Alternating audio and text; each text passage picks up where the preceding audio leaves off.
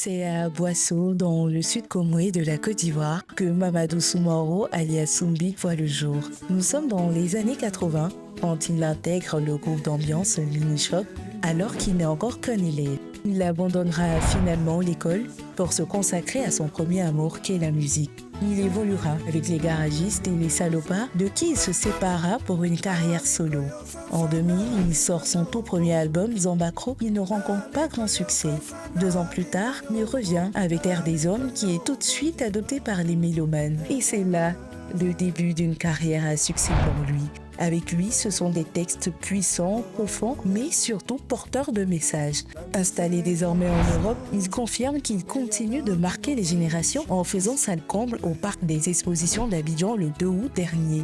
Aujourd'hui, nous recevons ce pionnier et cet intemporel du mouvement Zoulou pour un moment confidence. Salut, je suis Soumbil, artiste musicien de Côte d'Ivoire et pratiquant la musique depuis bientôt 33 ans. Alors Soumbil, pendant un moment, vous faites un peu rare de la scène musicale ivoirienne, mais beaucoup plus présent en Europe. Waouh, un choix voulu non, parce que j'y vis. Chaque 3 mois ou chaque 2 mois pratiquement, je suis à Abidjan, donc j'ai enregistré un EP. C'est vrai que quand on ne me voit pas plus sur scène, c'est que je suis dans l'antichambre en train de préparer des hits, j'espère. Et le 4 mai 2024, ça sera un peu comme un réel comeback. Vous faites salle comble au Sofitel Hôtel Ivoire. Est-ce que vous vous y attendiez? On ne s'y attend pas toujours. On avait envie de faire cette salle et je pense en 30 ans de carrière, on ne l'avait pas fait. C'était pour nous un retard à rattraper. En tout cas, j'ai été très ému de la réaction du public. C'est vrai qu'il y a eu du monde et ça a été un très très beau spectacle. Voilà. Quand je vous dis 1989, Mini Choc, qu'est-ce que ça vous rappelle? Je suis pas fort avec les dates. Le 1989, Mini Choc, c'est mon premier contact avec la musique. Les percussions, je découvre l'ambiance facile un soir en sortant du lycée. Et j'avoue que je prends ma première claque. Et par curiosité, je vais voir un peu ce qui se passe. Là, je découvre Feco, des garagistes, et Poulain, des gens qui sont doués. Et je suis fasciné et j'ai envie de faire partie de l'aventure tout de suite. Vous êtes Soumaoro Ben Mamadou à l'état civil, issu d'une famille de 10 enfants. En classe de première, vous décidez d'abandonner les études pour la musique. Pourquoi ce choix? Parce que j'ai estimé à un moment donné que la musique aussi était une autre école. Et en classe de première, il y a un moment où j'étais plus concentré.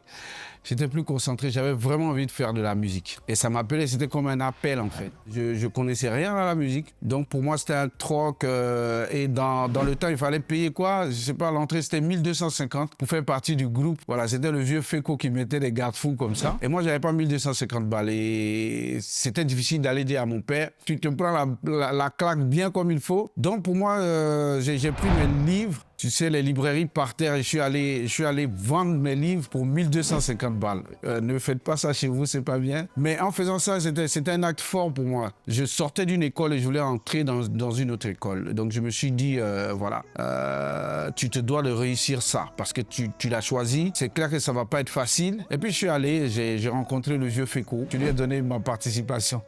Et je suis entré à l'école, il m'a inscrit et c'est parti comme ça. Et justement, comment les parents l'ont pris à l'époque? Wow, ah non, c'est pas passé du tout. Tu sais, les parents, ils ont une façon de t'insulter là. Dès que tu plonges la main dans le plat, on dit ouais, c'est ça. Quand c'est comme ça, tu sais manger. Mais tu prends ça et pendant près de 8 mois, 1 an plus. Et puis un soir comme ça, le vieux, quand il rentre du boulot, il me sort non, j'ai entendu un truc à la radio là. Il y a des enfants qui chantent un morceau de politique, façon là, c'est bien. Et je regarde mes frères. Il n'y a pas un qui peut dire que c'est moi. Donc tout de suite je prends la tangente, ça me donne un espoir quoi. Je me dis bon, peut-être que la roche va fondre à un moment donné, voilà. Soumbil, on a une vidéo à vous faire visionner et on revient. Ok. Oh my God.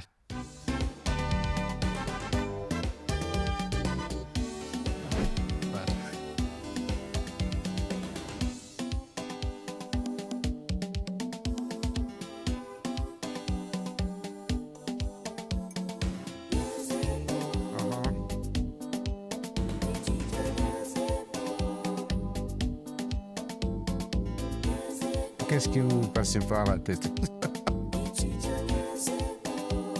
Ah ouais. Quand vous regardez ça, qu'est-ce que ça vous évoque? C'est tout mon ADN en fait. C'est à ça que ça me ramène. On faisait des trucs de fou. On avait cette envie de briser les codes. On avait envie de se donner en sacrifice à la limite, afin que les choses changent. Voilà, je pense que ça a été une de mes plus belles aventures. Vous alliez à Bloco, Debungué et Colline pour former le groupe Les Salopards. Wow, l'histoire avec Les Salopards, déjà, les Bang, on faisait partie des garagistes. C'est les mini-chocs qui sont devenus les garagistes après. Donc, et Colin et Bloco faisaient partie des esprits de Yop. Ils répétaient très souvent avec nous. Quand on était avec les mini-chocs, quand on faisait les sorties, Bloco était là. Il était l'un des chanteurs principaux. Et il nous a aussi formés. Donc, quand je sors mon premier album avec les garagistes, il y a un succès d'estime. Donc, on garde toujours le contact. Mais on sent qu'on a cette envie de révolutionner un peu ce zouglou-là. Déjà, il m'appelle et me dit « Non, je suis en train d'écrire un texte. Tu peux me donner 2 coups de crayon et tout. » Je dis « Il n'y a pas de souci. » Donc, on arrive dans un maquis là. Donc, il me plante l'idée et puis on écrit un truc assez sérieux. La plume est là, on a une belle histoire d'amitié. Bon, on décide tout de suite de former un groupe. Aux yeux des garagistes, tout de suite, ce n'était pas évident. On se cachait pour répéter. Donc, le vieux Feuco mettait ses stratagèmes en place pour aller nous dénicher. Mais bon, ça a été une très, très belle aventure avec les Salopards, j'avoue. Ouais. D'après l'évangile, c'est à Dieu qu'appartiennent le ciel et la terre. Pour des problèmes de papier, il y a des terres qui nous sont interdites. Pour des fichus papiers, on nous sépare de nos enfants. Aidez-moi, aidez-moi, aidez-moi, Église Saint-Bernard, aidez-moi, aidez-moi, l'abbé Pierre, aidez-moi. Je suis sans papier. Je suis sans papier. Ce n'est pas possible, c'est la peur d'échouer, c'est la peur d'échouer. Chaque jour est un défi, l'échec est une leçon pour mieux recommencer. Tu peux trébucher, tu peux tomber, te relever ou rester couché, ça dépend de toi. N'abandonne pas, n'abandonne pas. Éric de prix, n'abandonne pas. Laisse-moi parler, oh, n'abandonne pas. Mon chef va gagner, abandonne pas. Et puis, vous allez connaître le succès avec les Salopards. Pourquoi une carrière solo alors que tout semble bien marcher? Wow, je veux dire, tout marche bien peut-être musicalement, mais humainement, il y a des choses qui ont commencé à s'effriter. Vous savez, nous, on a choisi la musique d'abord par passion. Hein. Ce qui était business plan et tout ça, les règles qui régissent vraiment le milieu, on n'avait pas idée de ça. Donc, quand le succès est arrivé, l'argent aussi est arrivé avec. Donc, il fallait avoir le dos assez large et puis avoir un certain nombre d'expériences pour gérer ça. Vous avez 4 mecs qui sortent de Yopougon un matin, qui n'ont même pas 200 000 balles ou truc. Un matin, on leur met 15 millions sur la table, ça pète l'idiote. Donc, il y a eu ça. Donc, il y a certaines choses qu'on n'a pas su gérer. Mais en solo, on peut faire passer toutes nos idées. On se laisse découvrir. Voilà, donc ça fait partie de notre destin aussi. Et puis, je me dis qu'il fallait passer par là. Et pour moi aujourd'hui, le plus important, c'est ce ciment humain là qu'on a pu garder jusque-là, quelles que soient nos divergences. Je veux dire, les Salopards, c'est et ça reste la famille. Petit à petit, l'on finit par devenir moins petit. Mais petit à petit, on est toujours resté petit. Petit dans l'esprit et petit dans nos actes. Yeah. Yako. Asui.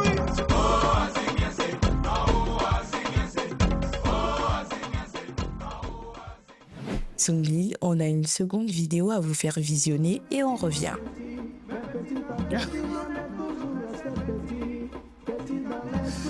Oh my God.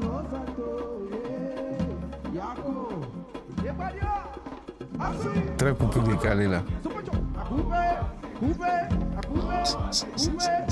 Oh mon Dieu. Et là, t'as Dorian, t'as des grosses stars derrière qui font la courée et tout.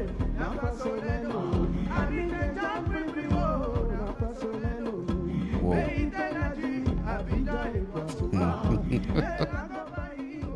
qu'est-ce que ça représente pour vous?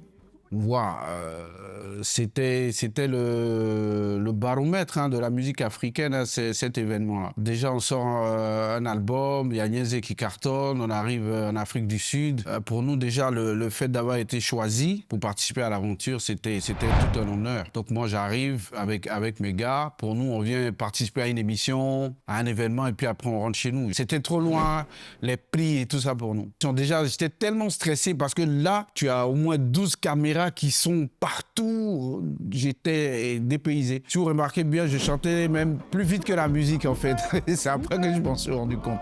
Donc, c'était une très, très belle expérience pour moi. Et voilà, avant la fin de la cérémonie, nous, on a fini de jouer. Bon, on s'est dit, bon, on va profiter un peu de l'hôtel et de la ville. Et à chaque fois qu'on voulait sortir, les gens venaient nous chercher. Non, c'est pas encore terminé, c'est pas encore terminé. Donc, on revenait au moins 3 fois. Et la 3e fois, étant assis, on voit, c'est moi-même qui remarque déjà le clip sur les écrans.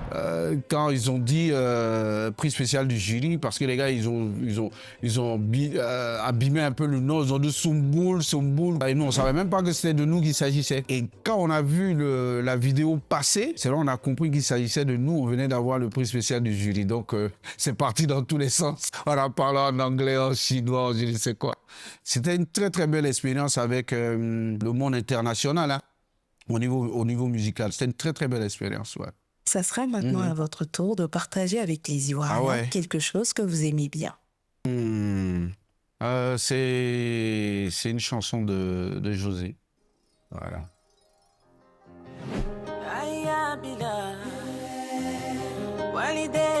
Ça, c'est une chanson qui m'apaise.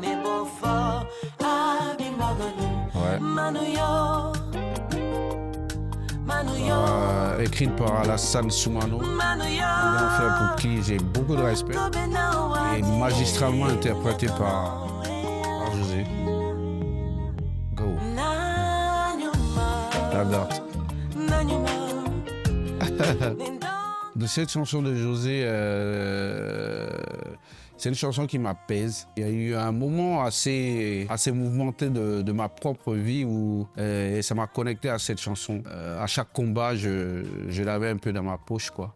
Je pense qu'elle est sublime, cette chanson. Soumbil, en bientôt 33 ans de carrière, qu'est-ce que vous aimeriez que les Ivoiriens tiennent de vous? Si on doit garder quelque chose, c'est un jeune rêveur qui a cru en ses rêves, qui s'est donné à fond dans la pratique de ce qu'il aime faire le mieux, qui a vécu sa passion à fond et voilà, qui a voulu partager quelque chose avec plusieurs générations. Bon, ça a donné mon histoire, l'histoire de Soumbil, voilà.